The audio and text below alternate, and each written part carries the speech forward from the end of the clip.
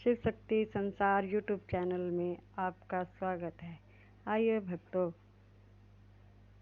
मैं आपको एकादशी की कथा सुनाती हूँ। कमला एकादशी, इसे पद्मनी एकादशी भी कहा जाता है। भगवान श्री कृष्ण ने धर्मराज युधिष्ठिर को ये कथा सुनाई।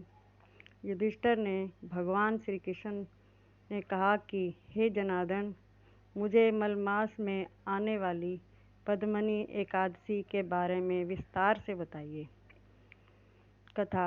हे मुनिवर, पूर्व काल में त्रेता युग में हृदय नाम राजा के वंश में कीर्तवीर्य नाम का राजा महिष्मतीपुरी में राज्य करता था।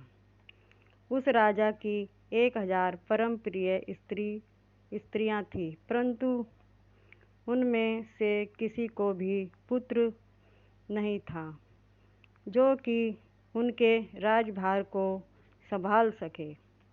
देवता, पितृ, सिद्ध तथा अनेक चिकित्सकों आदि से राजा के पुत्र प्राप्ति के लिए काफ़ी प्रयत्न किया, लेकिन सब असफल रहे।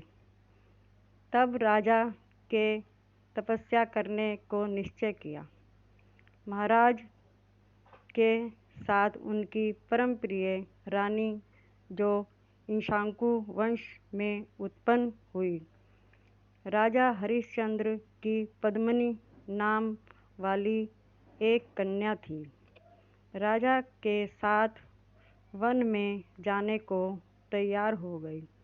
दोनों अपने मंत्री को राजभार सौंपकर राजसी वेश त्याग कर गंधमादन पर्वत पर तपस्या करने चले गए।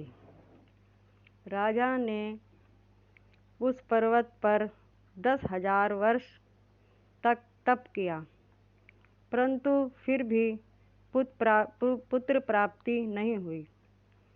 तब पतिव्रता रानी कमलानयनी पद्मिनी से अनसुईया ने कहा, 12 मास से अधिक महत्वपूर्ण मलमास होता है, जो 32 मास पश्चात आता है। उसमें द्वादशी युक्त पद्मिनी शुक्ल पक्ष की एकादशी का जागरण समेत व्रत करने से तुम्हारी सारी मनोकामना पूर्ण होगी। इस व्रत को करने से भगवान तुम पर प्रसन्न होकर तुम्हें शीघ्र ही पुत्र देंगे। रानी पद्मिनी ने पुत्र प्राप्ति की इच्छा से एकादशी को निराहार रहकर रात्रि जागरण करती। इस व्रत से प्रसन्न होकर भगवान विष्णु ने उन्हें पुत्र प्राप्ति का वरदान दिया। इसी के प्रभाव से पद्मिनी के घर कार्त्यवीर उत्पन्न हुए, जो बलवान थे और उनके सामने तीनों लोकों में कोई बलवान नहीं था। तीनों लोकों में भगवान के सिवा उनको जीतने का समर्थ किसी में नहीं था।